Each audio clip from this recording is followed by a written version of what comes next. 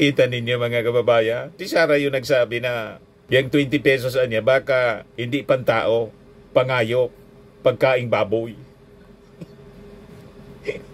Ngayon po, yung mga supporters niya nagpakalat kaagad po ng fake news. Ito. Kaya nagbabala po yung palasyo. Ibig ito ay parang nguyain nyo, inyo na yan. Pinapakita po yung halaga na 20 pesos na ang pinapakita sa taong bayan ay ito ang bigas na sinasabi sa proyekto ng Pangulo. Talagang mga kababayan, si Martin Romualdez ang nababagay na successor ng ating Pangulong Bongbong Marcos. Kasi lahat ng programa ng ating Pangulo, suportado po ni pinsan. Deserve talaga po ni Martin Romualdez.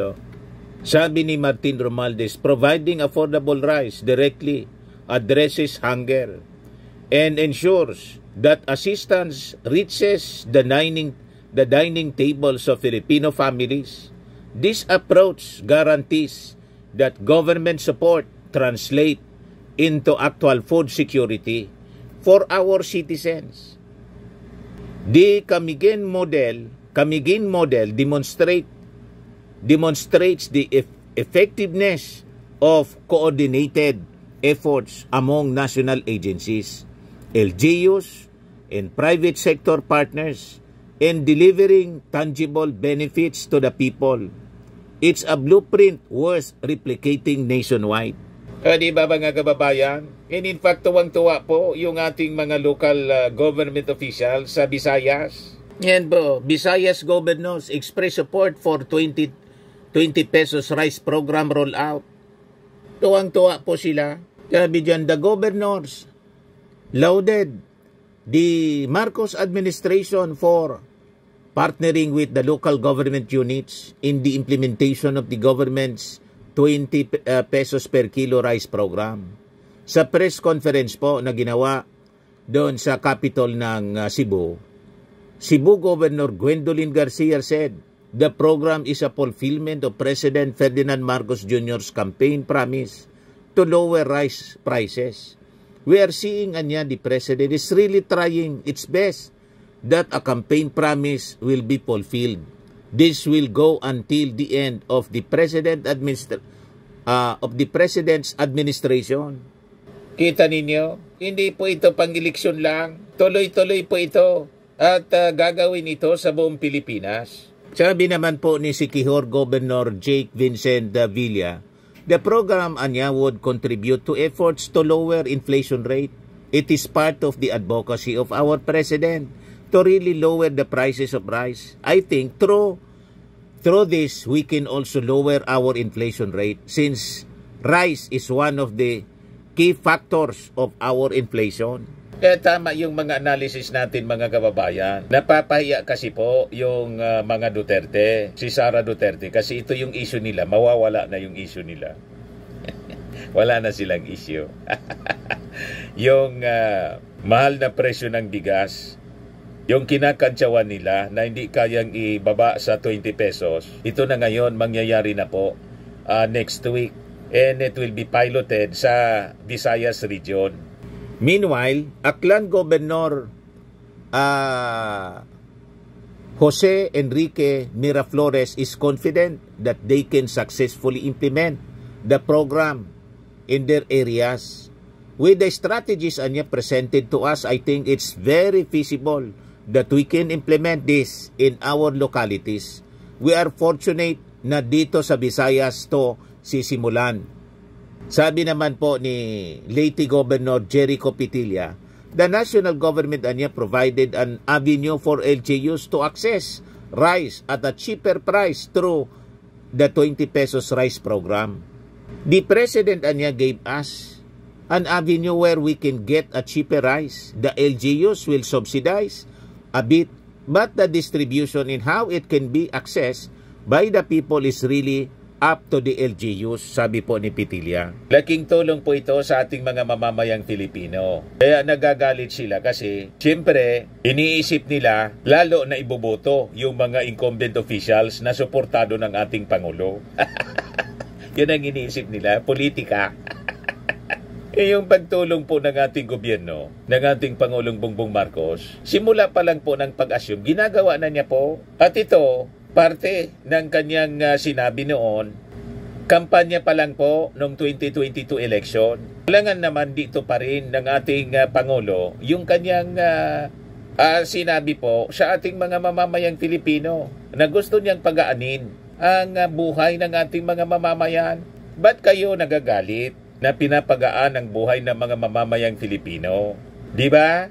O ngayon, kanina sa press briefing mga kababayan ni Yusek Claire Castro, sinupalpal na naman po si Sara Duterte kasi may pinakalat na naman po pala na balita na planong amyendahan yung ating konstitusyon. Sa bagay, matagal na itong pinapakalat nila.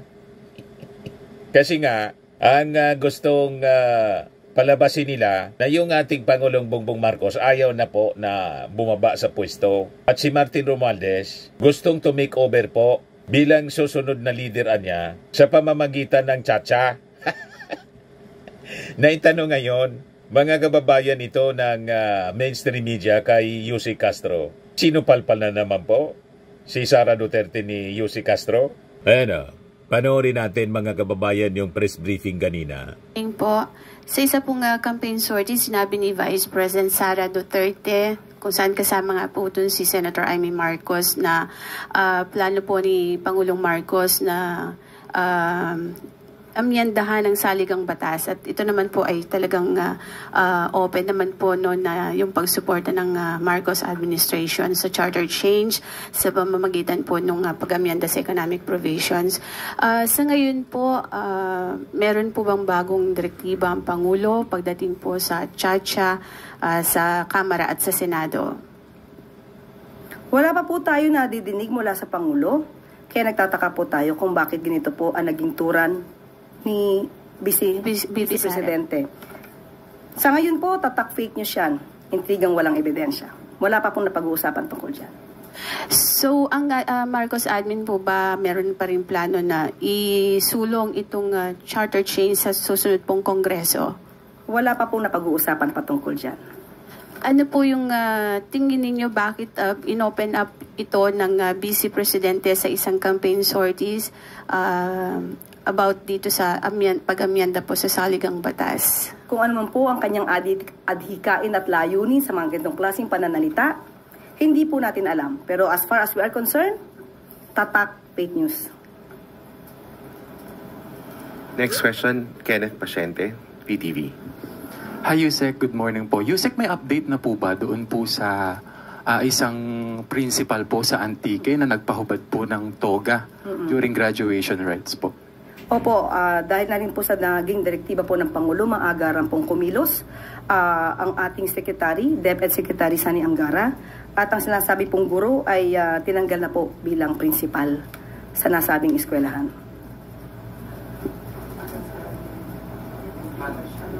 Follow-up question, DepEd. Marisa Lalini. Okay. Yusek, reaction lang doon sa sa Malacanang. Kasi this week nagkaroon po ng powerhouse symposium ang Lakas CMD headed by Speaker Martin Romualdez, at pinamobilize na niya ang lahat ng resources ng Lakas para nga mapanalo or parang target pa ipanalo itong 11 senatorial beds ng pro-administration. Ano po yung reaksyon ng Malacanang dito? Siguro po ang mas may authority na magsalita po rito ay si Congressman Toby Tiangco. Siya po kasi yung campaign manager at siya lang po ang makakapagsabi kung ano po ang epekto nito sa 11 senatorial boards po ng alyansa. Ma'am, last na po. Reaction lang din po. Sinabi kasi ng pamilya Duterte na ang pamilya Duterte po daw magiging agresibo na rin sa pangangampanya. Ano po yung reaction ng Palace? Thank you. Good luck. Okay. Katulad po nung binanggit ko sa inyo kahapon na meron po kaming pasabi na mag-ingat po na malamang ay may manabotahe sa proyekto pong ito ng Pangulo patungkol po sa 20 pesos per kilo or kada kilo ng bigas. Baka ang sinabi po natin ay baka meron na namang mga fake news peddlers na gumamit at pakita na ang mga bigas na ibebenta ay panghayop. Dahil yun po ang sinabi ng Vice Presidente. At para patunayan, malamang, ang sinasabi ng Vice Presidente ay nagkalat na naman ang mga fake news peddlers. Ingatan po natin ito dahil muli sasabihin po natin, ang ibebenta na bigas ay yung halagang 33 pesos kada kilo. Ito po yung regular na ibinebenta sa ngayon. Meron po tayo nakitang isang vlog or na post. Panoorin po natin ito. Ayan mga kababayan, yung pinakita natin kanina sa vlog natin. Yung pinakasimula po nito. Bulok na bigas. May gumawa na kaagad po. So ito po ng fake habang news. hinihintay natin yung video na maipalabas. Okay. Para siraan po yung 20 pesos na bigas yan. Napakaitim na bigas mga kababayan. So gumawa sila ng fake news para siraan po yung programa ng ating gobyerno, ng ating Pangulo. Tulad ng paninira ni Sara, sinakyan na kaagad ng mga supporters siya.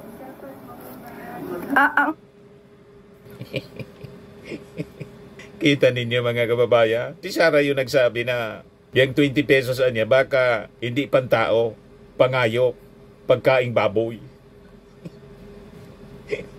Ngayon po, yung mga supporters niya, nagpakalat kaagad po ng fake news. Ito. Kaya nagbabala po yung palasyo. Ibig nito ay parang nguyain nyo, inyo na yan. Pinapakita po yung halaga na 20 pesos na ang pinapakita sa taong bayan ay ito ang bigas na sinasabi sa proyekto ng Pangulo. Unang-una po, that's fake news. Disinformation.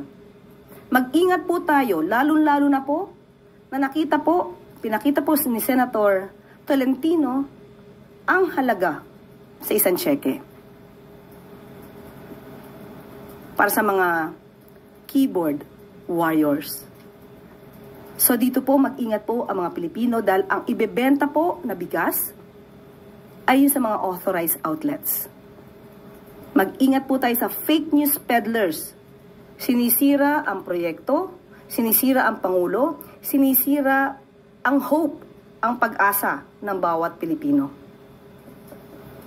Hindi pa po nasisimulan ang paglabas ng bigas na ibebenta sa market at sa kadiwa. Patungkol po dito sa proyektong ito. Hindi pa nga nakikita, wala pang nakikitang bigas na ibebenta, pinipintasan na. Pinipintasan na panghayop. Sinabi na rin po ni Secretary Laurel ang pagkadismaya niya sa statement na ito ng Vice Presidente. So muli, tandaan po natin mga kababayan ko, ang kagustuhan po ng Pangulo ay makapagbigay ng magandang serbisyo sa inyo. Huwag po natin hayaan ang mga ganitong klase ng pananalita ay makasira. Hindi lamang sa Pangulo, kung hindi sa buong bansa. Hindi pa po nagro-roll out itong mga ibebentang bigas. Hintayin na lang po natin kapag po natapos na po yung guidelines at nailabas na po ito at saka natin mapapakita kung ano ba ang magiging resulta para sa mga kababayan natin, lalo na pagka nasa laylayan ng lipunan. Secretary. Okay. Tapos na po yung tanungan natin kanina. Binanggit ko lamang po ang mga videos na ito na mag-ingat po tayo. At iting briefing, maraming salamat, Malacanang Press Corps. Magandang tanghali para sa bagong Pilipinas. At itong ating programa mga kababayan, atid sa inyo nitong ating mga sponsors. Firmax, Framing and Lifting Cream. Pinapay po sa mga pulses in affected area. Mainam po ito sa mga pains at paninigas ng mga kaso-kasuan. Ito sa mukha naman yung application, anti-aging, Automax po siya. Ito ay Glow 60 mga kababayan. Whitening po siya. Made in South Korea.